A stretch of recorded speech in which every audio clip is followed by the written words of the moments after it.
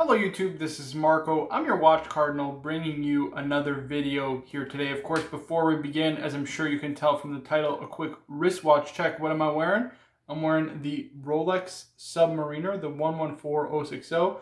No worries about the terrible lighting currently. I'm going to give you some close-up footage of the watch, but I wanted to do kind of a 6-month review of this watch because I am approaching 6 months of ownership with it, and I wanted to give you my kind of unfiltered thoughts and raw opinions. But of course, before we begin the video, I would be remiss if I didn't mention the fact that Oshin from the Timeless Watch channel was on my live stream last night, and I just want to give him a big thank you for taking the time out of his night because I know it was very, very late. I mean, we're talking 3 or 4 a.m.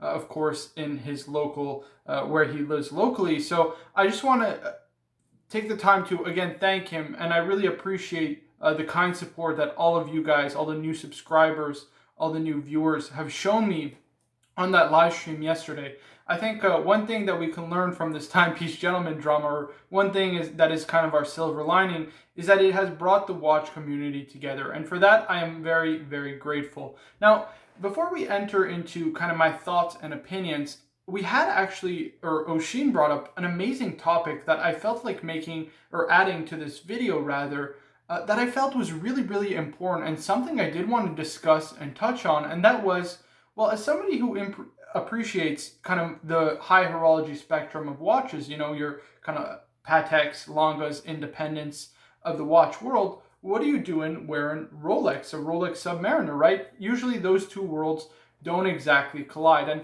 that, I thought that was a great topic of conversation. And of course, I would love to get your feedback down in the comments below. But my take on it is this: I can appreciate a watch movement the way it's designed, the way it's finished, the same way that I can appreciate a timeless design in terms of how it's created, how it looks on the wrist. And if you ask me what's harder, is it designing a watch or finishing a watch movement and designing a movement? Well, I think creating a timeless design that people will appreciate over the course of, 50, 60, 80 years, or however long, some of these watches have been running, I think that is far, far more difficult to achieve and accomplish than it is to create a movement that is, truly beautiful and unique in its aesthetics. And that's the reason that I appreciate a watch like the 114060, which I have on the wrist, the Rolex Submariner.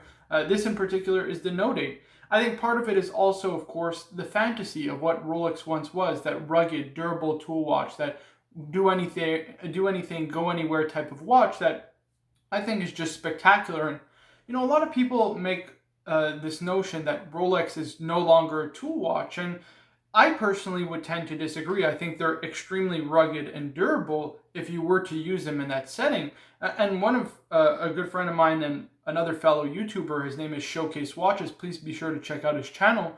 He actually discussed the topic in particular depth, and he said, I don't think that Rolex isn't a tool watch. In fact, they've been continuously making incremental changes and upgrades to all their stuff, like their bracelets, their clasps, of course, their bezels, their screw-down crown. So they've been making all these constant upgrades over time that allow it to be a more rugged and durable tool watch. The only difference kind of in modern day society is the fact that for 99.9% of people, this is a really expensive luxury wristwatch. So it's not exactly a watch you're just going to chuck in your bag while hiking or take on, kind of diving explorations with you. And yes, don't get me wrong, there are people who still use it as such.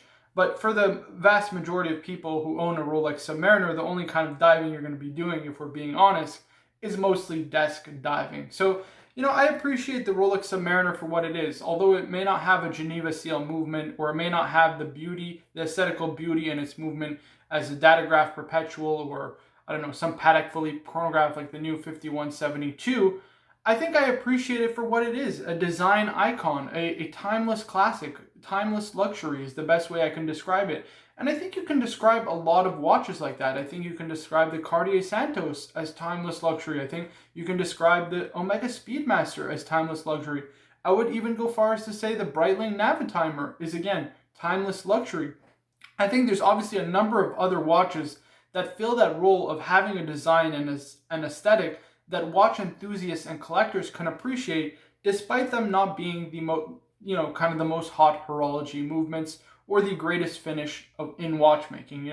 I think there is an aspect to it that is, kind of snobbish in the watch industry, especially on the side of many independent collectors, many of the high horology collectors that say, well, Rolex is just run of the mill. Well, lest we forget, for a lot of people, buying a Rolex wristwatch is a lifetime achievement. I mean, these aren't exactly, these aren't exactly items that aren't costly here. For the vast majority of people, these are very, very expensive luxury items. So I did want to touch on that topic and talk about why I do love and appreciate the Rolex Submariner and its place as a design icon and its history in the watch world.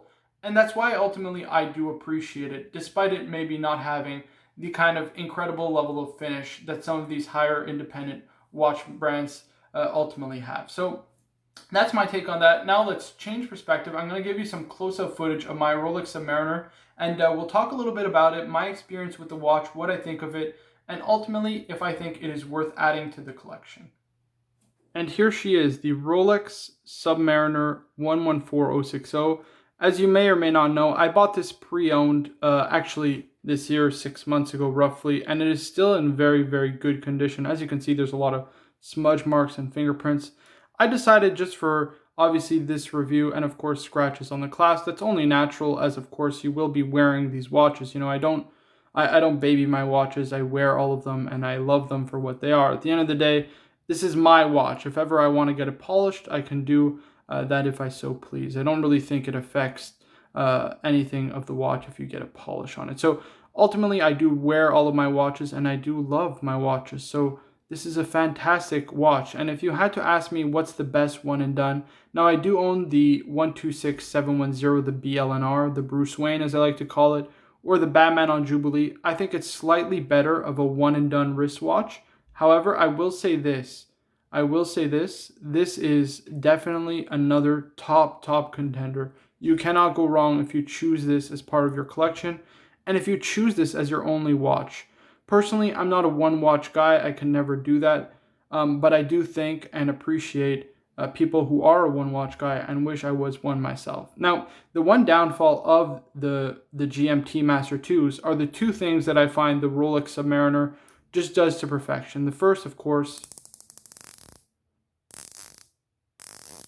is that famed bezel action, guys. This is, without a doubt, the most fun toy to play with of all time. I mean, it is so much fun to play with this bezel. I love it to death. It is absolutely fantastic. This is the 40 mil case as opposed to the new kind of 41 mil case. It's got the chunkier lugs, which I really like. It makes for a much more masculine look in my opinion. And I do prefer kind of the less, I don't want to call them dainty, but the less kind of shorter lugs. I think this is much more of a tool watch aesthetic, if I'm being honest with you. But that's just my personal opinion, my personal take on it. I know a lot of people who don't really like these chunkier lugs and much prefer the slimmer lugs, which again, I can appreciate. It really comes down to what your opinion is. But man, this is a great watch. And the other thing that's worth mentioning, of course, is the fantastic glide lock clasp, guys. This is truly one of the very best clasps there is, there was, and there ever will be. I mean, the way this was engineered, the way this was done, the way this was designed, it is truly just spectacular to wear. You get a perfect wrist, or a perfect fit on the wrist every single time you strap it on because of that glide lock clasp. You get so much adjustment room. And as you can see, this is what it looks like on my wrist. I have about a 6.25 inch wrist. And I just think it really does suit my wrist absolutely perfectly. I don't have the biggest wrist in the world, which makes it a little bit hard for me to find watches that fit well, unfortunately. But this right here really does wear so well. You get that tapering bracelet, which I just think is just absolutely stunning. And again, this is a true design icon, the Rolex Submariner. This is the 114060. I have to be honest with you. This is a perfect watch. If you had to ask me, it's a perfect watch. There's nothing I can really fault on it apart from, I guess you can say, the movement finishing. But this is a rugged and durable watch. I wouldn't want a high horology movement in a watch that is meant to be worn in kind of more trying settings. It only makes sense to have the kind of rugged and durable movement that it does. And this has the 3100 kind of calibers or the family of calibers of the 3100 prior to the new launch of the 3200 calibers and the 41 mil Submariners. So I think this is really perfect. I like the fact that I have a 48-hour power reserve. I like the fact that I have that glide lock clasp that is slightly smaller than the new one. I haven't tried the new one. People say it's not that big of a deal to have the slightly bigger clasp, but I have to be totally honest. Yeah, I do like the way this feels a little bit more. If it was a bit bigger, I feel it might be too big. So that's my only concern because, of course, my wrist is a bit small. But man, the Note 8 Sub, I flirted with the idea of maybe getting rid of it, getting something else in the collection after I got the Bruce Wayne or the Batman on Jubilee. But, I set this watch down for about a month and picked it back up. And honestly, it's been on my wrist ever since. I almost rarely wear the Bruce Wayne now. So it's kind of ironic in its story. But hey, it just goes to show you how great of a wristwatch the Note 8 Sub is. And this is, of course, the Note 8 version, or just the Submariner as it's known to me, because it is the original Submariner, right? It is the OG. The original Submariner did not have a date complication. And for that reason, I really love the symmetry of the dial. I love that aesthetic. I love the way that it's perfectly balanced. If you were to cut it down the middle, it would be perfectly balanced. And, that is an aspect to this watch that I really and truly appreciate. I really like the fact that you get a design that is timeless, that is classic. And, it's not about wearing a wristwatch that is a Rolex or that is expensive or flexing like these guys from Timepiece Gentlemen. This is really just about my love for horology, for the history of watches. I mean, when you think about the watch, what is the watch that most people will point to? It'll probably be a date sub, right? I have the no date version because I believe it's kind of the purest version, but this is really a purist watch in my opinion. I know what people say, everyone has a Submariner nowadays, but I just don't believe that to be the case, guys.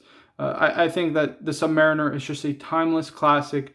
It is just a beautiful watch, and it's a watch that I plan on owning, hopefully for the rest of my life, hoping, of course, that nothing ever happens that I would need to sell it. So it's an amazing watch. I think it would be a perfect one-and-done wristwatch, but I think it's also a great addition to a larger collection, which I do plan on owning, of course, in the future. So guys, those are my thoughts, my 6-month review. I think it's just the best way to describe it. It's a perfect watch, guys. There's nothing to fault on this watch. It is truly perfect in the way that it was designed, conceived, and ultimately created. I think it is just fantastic. So yeah, that's my 6-month review, guys. I hope you enjoyed. Please be sure to like the video, to subscribe for more in the future, guys. I'm going to try and keep making videos. Again, I really truly appreciate all the influx of new subscribers, all the people who watch my live stream, all the people who left an amazing comment or a very nice comment for me. Guys, I really do appreciate it. YouTube has really changed my life, and I have you guys, the viewers, to thank. So thank you again all for watching, and I'll see you guys in the next one.